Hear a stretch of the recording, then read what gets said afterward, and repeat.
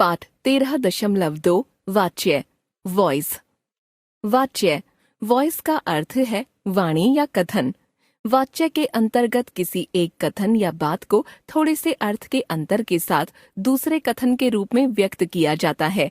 दोनों कथनों का मोटा मोटा अर्थ तो एक ही होता है, पर फिर भी दोनों कथन 100% समानार्थी नहीं होते।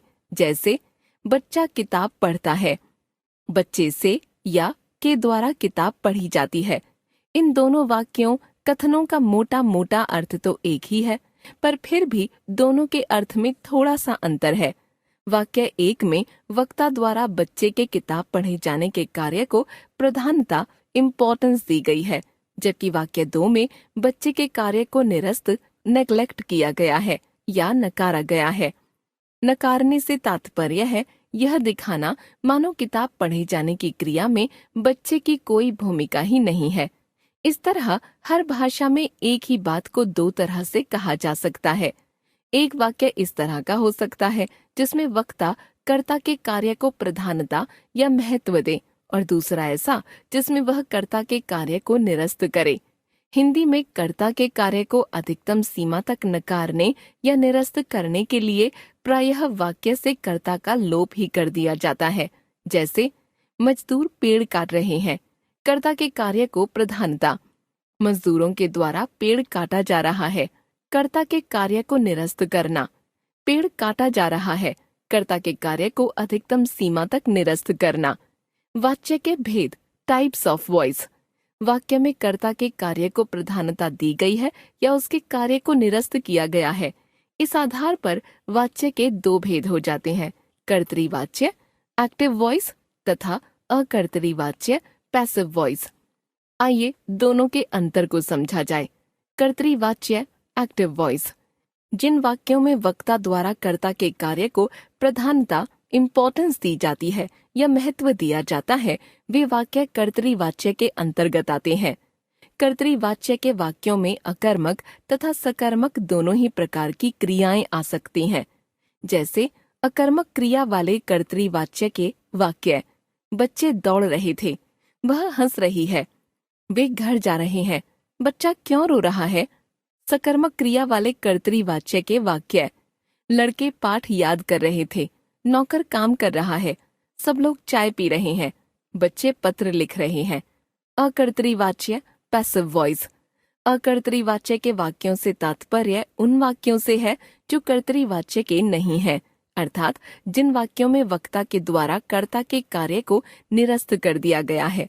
कर्ता के कार्य को निरस्त करने के लिए वाक्य की संरचना में निम्नलिखित परिवर्तन किए जाते हैं। कर्ता के बाद के द्वारा या से परसर्ग जोड़ दिया जाता है। क्रिया के मध्य में जा प्रत्यय जोड़ दिया जाता है। देखिए निम्नलिखित उदाहरण। कर्तृवाच्य अकर्तृवाच्य। वह गाना गा रही है, उसके द्वारा गाना गाया जा रहा है। पिताजी काम कर रहे थे, पिताजी के द्वारा काम किया जा रहा था। बच्चे दौड़ रहे हैं, बच्चों से या बच्चों द्वारा दौड़ा जा रहा है। शीला हंस नहीं रही, शीला से हंसा नहीं जा रहा। अकर्तृवाच्य के भेद। अकर्तृवाच्य के वाक्यों में आने वाली क्रिया सकर्मक है या अकर्मक, इस आधार पर अकर्तृवाच्य के दो भेद किए जाते हैं, कर्मवाच्य तथा भाववाच्य। कर्मवाच्य। अकर्तृवाच्य के वे वाक्य जिनमें सकर्मक क्रिया होती है कर्मवाच्य के वाक्य कहलाते हैं। जैसे नेताजी द्वारा भाषण दिया गया, अध्यापक के द्वारा कक्षा में पढ़ाया गया, पिताजी से नाश्ता नहीं किया गया, मुझसे झूठ नहीं बोला गया। उपर्युक्त सभी वाक्य अकर्तृवाच्य के हैं तथा सभी में सकर्मक क्रिया आ रही है, अतः सभी वाक्य कर्मवाच्य के उदाहरण हैं। भाववाच्य। अकर्तृवाच्य के वे वाक्य जिनमें अकर्मक क्रिया आती है भाववाच्य के वाक्य कहलाते हैं। जैसे मेरी बहन से चला नहीं गया, किसी भी खिलाड़ी से दौड़ा नहीं गया, मुझसे तो अब बिल्कुल हंसा नहीं जाता, अब मुझसे बैठा नहीं जाएगा, कल सभी बच्चों के द्वारा दौड़ा जाएगा, मच्छरों के कारण उससे सोया नहीं गया।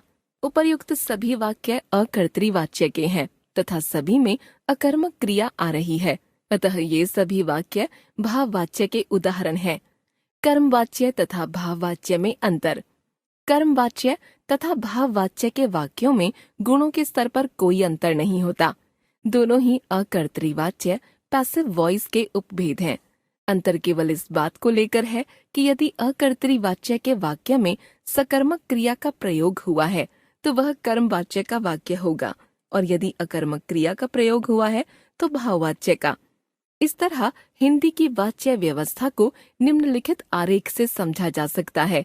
वाच्य: कर्तृवाच्य, बच्चा आम नहीं खाता, बच्चा नहीं सोता।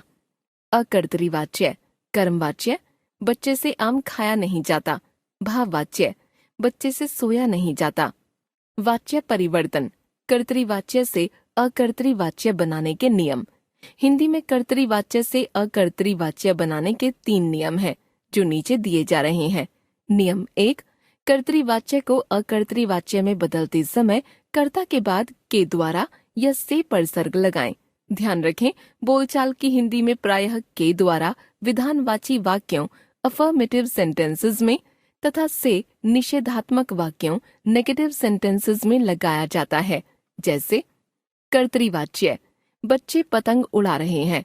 अकर्तृवाच्य: बच्चों के द्वारा पतंग उड़ाई जा रही है। बच्चे पतंग नहीं उड़ा रहे हैं, बच्चों से पतंग उड़ाई नहीं जा रही। नियम 2: कभी कभी कर्ता तथा कर्म का परस्पर स्थान परिवर्तन भी किया जा सकता है, अर्थात कर्ता कर्म के स्थान पर चला जाता है और कर्म कर्ता के स्थान पर। लेकिन यह नियम अनिवार्य नहीं है, यह वक्ता की अपनी इच्छा पर निर्भर करता है कि वह यह परिवर्तन करना चाहता है या नहीं। अतः अकर्तृवाच्य में दोनों तरह के वाक्य मिल सकते हैं। जैसे कर्ता कर्म यथास्थान: माताजी के द्वारा खाना बनाया जा रहा है। कर्ता कर्म का स्थान परिवर्तन: खाना माताजी के द्वारा बनाया जा रहा है। बच्चों से दूध नहीं पिया जा रहा, दूध बच्चों से नहीं पिया जा रहा। नियम 3: क्रिया की धातु या मुख्य क्रिया में भूतकाल के प्रत्यय आ, ई, ए लग जाते हैं तथा क्रियापद के बीच में जा प्रत्यय जोड़ दिया जाता है। जैसे आज माँ खीर बना रही है, आज माँ के द्वारा खीर बनाई जा रही है। धोबी कपड़े नहीं धो रहा, धोबी से कपड़े नहीं धोए जा रहे। ध्यान रखिए, कर्तृवाच्य में कर्ता को प्रधानता दिए जाने का यह अर्थ कदापि नहीं है कि क्रिया कर्ता की संज्ञा के अनुसार बदलेगी और कर्मवाच्य में कर्म की संज्ञा के अनुसार। क्रिया के बदलने का संबंध वाच्य के साथ नहीं है। क्रिया के बदलने का संबंध क्रिया के प्रयोग या अन्वति के साथ होता है, जो वाच्य का विषय नहीं है। वाच्य के संबंध में ध्यान रखने योग्य बातें। अब आप यह तो समझ चुके हैं कि कर्तृवाच्य में वक्ता द्वारा कर्ता के कार्य को प्रधानता दी जाती है। अधिकतर लोग प्रधानता का अर्थ यह लगाते हैं कि कर्तृवाच्य में क्रिया कर्ता के लिंग या वचन के अनुसार बदलती है तथा कर्मवाच्य में कर्म के लिंग या वचन के अनुसार। परंतु ऐसा सोचना गलत है, क्योंकि न तो कर्तृवाच्य के हर वाक्य में क्रिया कर्ता के अनुसार बदलती है और न ही कर्मवाच्य के हर वाक्य में कर्म के अनुसार। देखिए निम्नलिखित उदाहरण। कर्तृवाच्य के वाक्य: कर्ता के अनुसार बदलना, कर्म के अनुसार बदलना, कर्ता तथा कर्म दोनों के अनुसार नहीं बदलना। बच्चा आम खाता है, बच्चे ने आम खाए, बच्चे ने आमों को खाया। लड़की आम खाती है, लड़की ने आम खाए, लड़की ने आमों को खाया। बच्चे लीची खाते हैं, बच्चों ने लीचियां खाई, बच्चों ने लीचियों को खाया। लड़कियां लीची खाती हैं, लड़कियों ने लीचियां खाईं, लड़कियों ने लीचियों को खाया। कर्मवाच्य के वाक्य: कर्ता के अनुसार बदलना, कर्ता तथा कर्म दोनों के अनुसार नहीं बदलना। बच्चे या बच्चों के द्वारा दूध पिया जाता है, बच्चे या बच्चों के द्वारा दूध को पिया जाता है। लड़की या लड़कियों के द्वारा दूध पिया जाता है, लड़की या लड़कियों के द्वारा दूध को पिया जाता है। बच्चे या बच्चों के द्वारा चाय पी जाती है, बच्चे या बच्चों के द्वारा चाय को पिया जाता है। लड़की या लड़कियों द्वारा चाय पी जाती है, लड़की या लड़कियों द्वारा चाय को पिया जाता है। वास्तव में वाक्य की क्रिया किस संज्ञा के अनुसार बदलेगी, इस बात का संबंध वाच्य से है ही नहीं। वाच्य का अर्थ तो केवल इतना है कि वक्ता द्वारा कर्ता के कार्य को प्रधानता दी जा रही है या नकारा जा रहा है। क्रिया जिस संज्ञा के अनुसार बदलेगी, यह प्रयोग या अन्विति का विषय है, जिसके 3 अलग नियम हैं। आइए नियमों को समझते हैं। प्रयोग। हिंदी के वाक्यों में क्रिया किस संज्ञा के अनुसार बदलेगी या किस संज्ञा के लिंग या वचन के अनुसार प्रयुक्त होगी, इसके 3 नियम इस प्रकार हैं। नियम 1, यदि कर्ता की संज्ञा के बाद कोई परसर्ग ने, को, से, में आदि नहीं है तो क्रिया हमेशा कर्ता की संज्ञा के लिंग या वचन के अनुसार बदलेगी। जैसे बच्चा दूध पीता है, बच्चे दूध पीते हैं। लड़की दूध पीती है, लड़कियां दूध पीती हैं। लड़का चाय पीता है, लड़के चाय पीते हैं। लड़की चाय पीती है, लड़कियां चाय पीती हैं।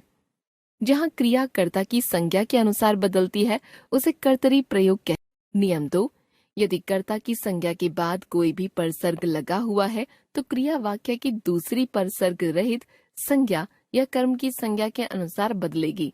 जैसे बच्चे ने दूध पिया, बच्चों ने दूध पिया।